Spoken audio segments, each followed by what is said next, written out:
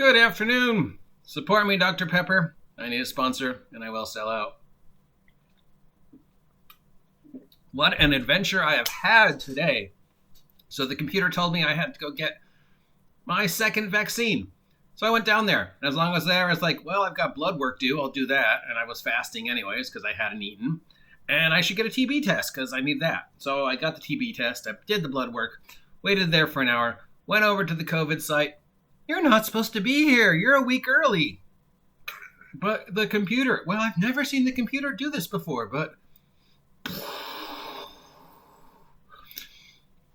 in my day, we wrote things down. I am your grumpy guide to all things gaming, the OGGM, and today we're getting up on our soapbox again and talking about this Twitter rant that this person made. This is a retweet from my friend DM Bloodworth, a very good, interesting individual who I have made friends with over the year, and I really appreciate everything he's done for me and everything. You know, we don't always agree on everything, but we do agree on gaming. So he discovered this tweet, and he retweeted it and made a video about it. And I listened to the video that he made about it yesterday, and I was like, what is this individual that you're responding to actually talking about? Because even though he claims he's talking about one subject, if you read the contents, he's talking about something completely different. So I decided to find the tweet, which took me 20 minutes, print it out and read it, and then take it apart and actually try and look at it through a very, the lens of what? Okay, so this guy, this tweet is about how awful us OSR people are. I find it very interesting that he repeatedly tweets about how awful us OSR people are and how awful the OSR is, while he's also trying to sell his own OSR product. So that's kind of hypocritical that you're bagging on the OSR and you're bagging on, games and people who are writing product that aren't 5e, because I'm pretty much consider anything that's D20 that isn't 5e OSR, all right? Or anything that isn't Wizards of the Coast, because there's a lot of stuff that falls under OSR, like Phase Rip Marble falls under OSR. So basically, this guy says a lot of really weird things, negative things about the OSR, in an attempt to try and get people to not support the OSR, and then he's also trying to sell his own OSR product. So, anyways, this basically he's saying the OSR is dead. A bunch of decent people did their best to get the out, but it got gentrified out of the space. Now it belongs to the pseudo corporations and the people who love them. OSR as a marketing label mostly appeals to people on Reddit who think pay what you want means free, and that anything is not hardback should be a blog post. They are only interested in giving you money if you don't need their money. And most of all, they don't care if the Venger and Zacks of the world torment you. Okay. They are apolitical and want only more and more product, exactly like the other products, never ending, an entity that can buy reliably from a corporation. The OSR is dead, and it walks a shambling horde towards capital. So here's a couple things about this article, this Trent, that made me go, what are you talking about?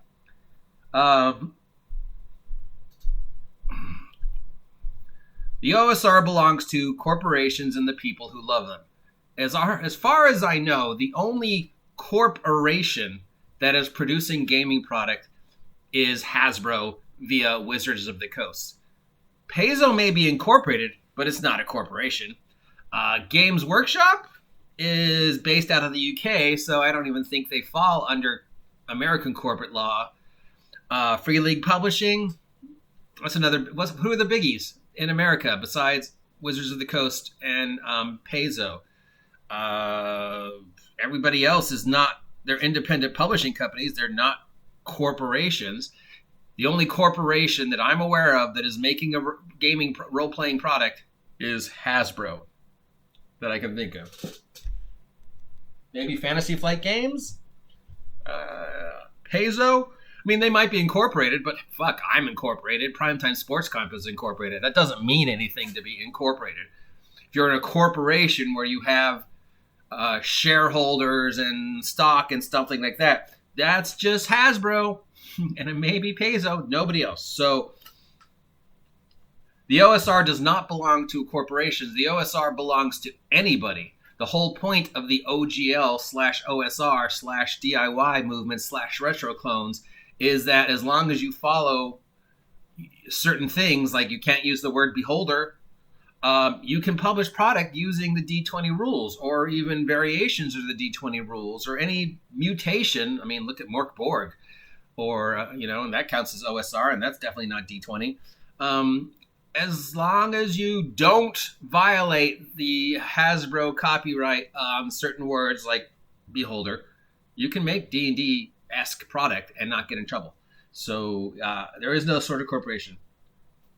The OSR as a marketing label mostly appeals to people on Reddit. No, because most of us aren't on Reddit. Most of the OSR avoids Reddit and Twitter because it is so toxic towards us. And frankly, we're too old to figure out how it works. So the fact that we're on, no, we're not. We do YouTube, we do Discord, maybe we do a couple, we have Facebook groups, but generally the OSR people like myself, we tend to avoid Twitter and Reddit. A, because we don't understand it. We're old and we're used to actually writing stuff down and we don't know what a like or a tweet or an emoji is. We're old. Get off my lawn. And two, frankly, we avoid it because idiots like this guy are so toxic towards us. And why would we want to hang out in an environment where we're constantly being attacked and we constantly have to defend ourselves against, stuff that makes no sense? Like just the other day, I was like, they were talking about how, all we did was min-max optimize our characters on a Discord group and how much they love 5th edition because it allows you to play less than optimal characters. And my argument is, well, in the 6 years I've been playing D&D, I have yet to meet anybody who didn't play an optimized character, making the most out of the 5th edition characters, especially with all the new shit. And two, how the hell do you optimize a character when you're rolling 3d6 for each stat down the row, no modifications? If you roll a 6 for strength, you're stuck with that 6 for strength. You have 4 races to choose from, 4 classes to choose from, and if you're lucky, you have a d6 hit points, and maybe you start the adventure with 4 hit points.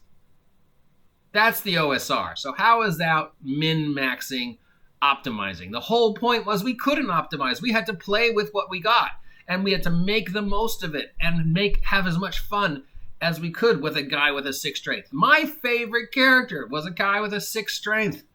So I don't know where you get this thing about how we min-max and optimize and you guys don't. And so we avoid Twitter because of stupid stuff like that.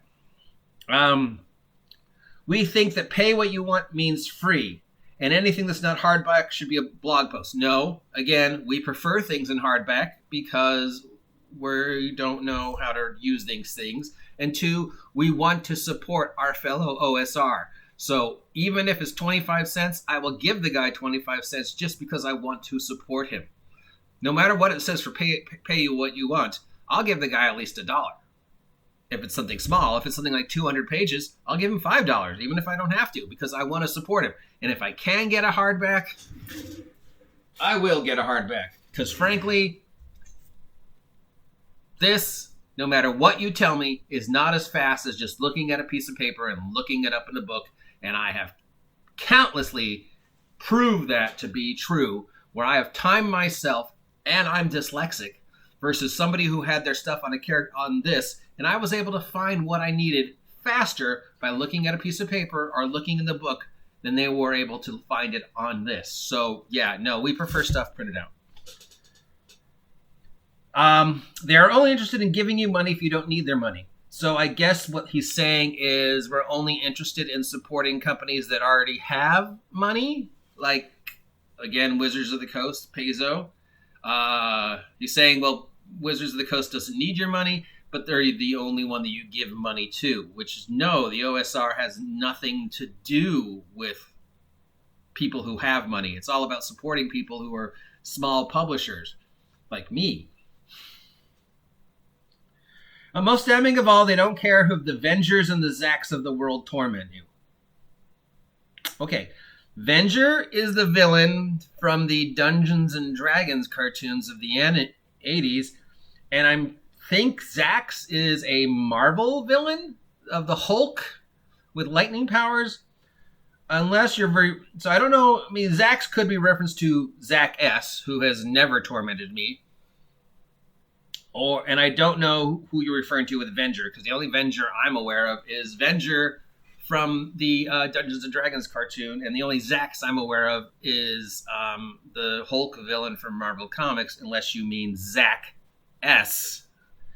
And I'm not sure what you mean about Venger, the villain from the Dungeons and Dragons cartoon, and Zach S. tormenting me, because I've spoken to Zach S. 4 different times. He's never tormented me. I know he has a very colorful history, and he has done supposedly some harmful things, but he's also done a lot of great positive things for D&D, and, whatever. He's no better or worse than your poster boy Adam Coble or Matthew, Mercer. He's a very colorful individual, but I don't, torment people. That's kind of his thing. I mean, it's sort of like my shtick is tormenting people. We are apolitical and want only more and more products. How is apolitical being a bad thing? Of course we're apolitical. We don't want any politics in our role-playing game. I don't care what your politics are. You can believe, think, whatever you want. You can have whatever ideas you want, but when you're at the table to play Dungeons & Dragons, we're playing Dungeons & Dragons. So I don't really want to talk to you about politics.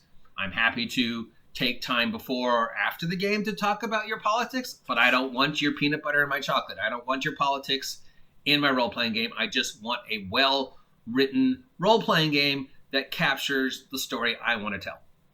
If that story happens to involve politics, like, if you're doing Normandy, the Dungeons & Dragons, D20 whatever game, then yeah, I guess there has to be politics, but generally, yes, we are political. And yes, we want more and more product because we want people to be able to express themselves in any way, shape, or form they feel comfortable for. And the whole point of the retro clone DIY OGL movement is so people can make, their... Here's mine. It may never make me any money. It may only go to one person. But, like I said yesterday, you can't stop me. There's, we've always had a way to make our stuff available. This is just the most recent way to make our stuff available. So why not? Everybody has homebrewed a game. As long as the game has been around, everybody's written their own rules, their own role-playing game, and wanted to share it. They, typed it up and printed it out at a photocopy place, or they made a zine, or, they home published it, and now they can publish it with this. And 10 years from now, that'll be some other way. So yes, we want as much product. But if you're saying we're the only one, have you been on Kickstarter and seen how much product uses the 5e compatible label? There's way more. Everybody is jumping on the 5e compatible label because they want some of that sweet, sweet Critical Role money. They are political and want only more and more product, exactly like the other products. Never ending, an identity that you can buy reliably from a corporation. Again, there is no single corporation that has anything to do with the OSR that I'm aware of. The OSR is dead, and it walks a shambling horde towards capital. I don't even know what that means. What capital? Are you comparing the OSR to the insurrection on January 6th of the Capitol of the United States? Because, whoa, dude, that's just not even close. So, anyways, having read this, having taken it apart, having looked at everything the guy said, especially pseudo-corporations, Reddit, corporation, and I assume when he says the OSR is dead and walks shambling, shambling horde towards capital. He actually meant capitalism. Giving, or only interested in giving you money if you don't need money. More and more product that's exactly the same. An identity that you can buy reliably from corporations. This guy who is attacking the OSR, who hypocritically is trying to also sell his own role-playing game, which is basically an OSR D&D clone, is not, in fact, talking about the old school Renaissance. He's talking about OGL products that are using the 5E label.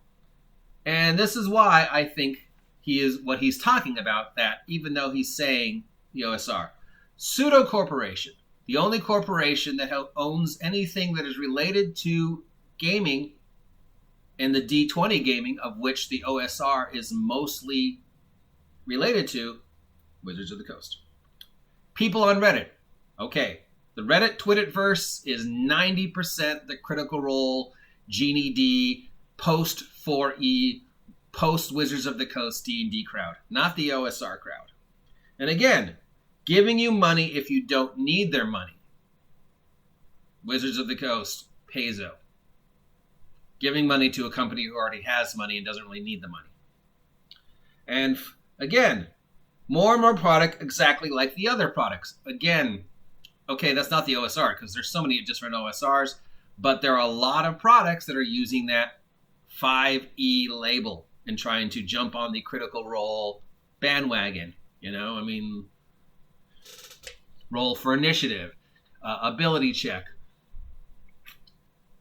all of these ones, you know, Mark Holmes, Genie D, all these people who are trying to publish 5E related stuff. Never ending, an identity they can buy reliably from a corporation.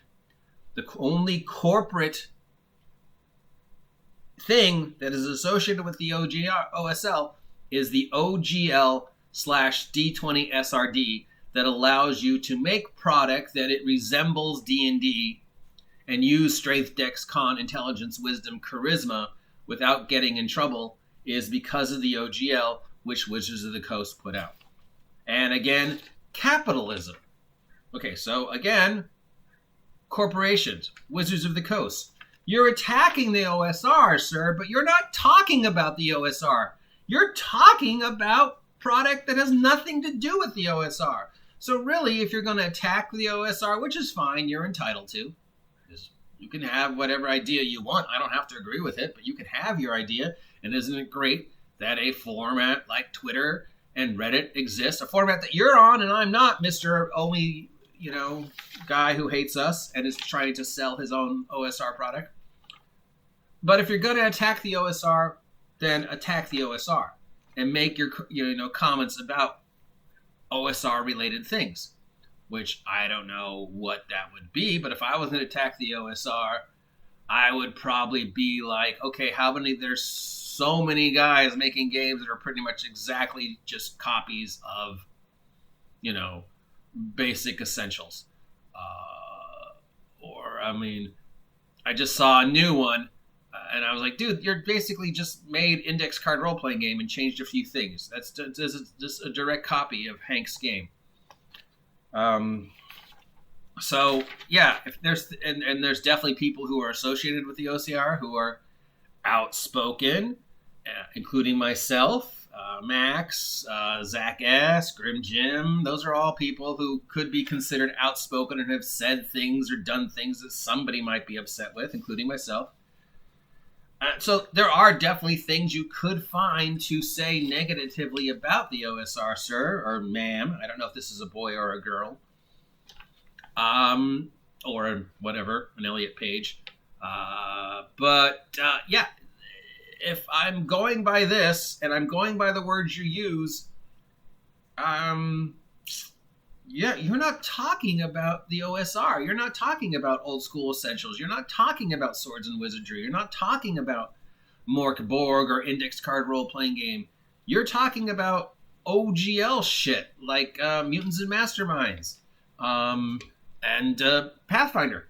and all the product that is now coming out with the 5E compatible label on it. So yeah, thank you very much, DM Bloodworth, for letting me know about this. I have read through it. I have torn it apart. And my final idea is this guy is trying to start an argument to get attention to himself so he can shill his own product and shit on the people who are making product that is exactly the same thing because he wants attention. And, you know, basically in his attack, he's really just talking about himself. And so I would just ignore him. Look, whatever game you enjoy, who cares? As long as you're having fun, just don't be toxic about it. As an OSR player, I don't care if you don't want to play the game I play. I don't care if I never play again. That's fine. If you're enjoying 5th edition or 6th edition or Critical Role, that's great. Okay? I appreciate the fact that you enjoy that. And if that's the style you want to play, great. But if you want to come to my table and shit on my game and shit on my beliefs and shit on the way I play and say the shit that the toxic attacks against the OSR are saying about us, that's what bothers me. As somebody who's been verbally and physically threatened and physically assaulted simply because I don't agree about Critical Role. In fact, the first time I got in a fight with somebody, I didn't even know what Critical Role was, and they picked a fight with me for not knowing what Critical Role was. So that's what bothers me. That's what I'm upset about. That's the toxicity I'm talking about. This, I don't know what this is. This is just a pathetic attempt to get attention. And at the end of the day, dude, if you want to attack the OSR, great, fine. Attack the OSR. Get your facts together. Make a logical, reliable argument of why the OSR is bad, but then actually make it about the OSR, because this is not about the OSR. This is just a pathetic attempt to get attention, to steer people away from decent product so they will hopefully buy your piece of shit. I am your grumpy guide to all things gaming. If you appreciate this content, let me know down below. If you don't appreciate this content, and you probably don't, comment down below.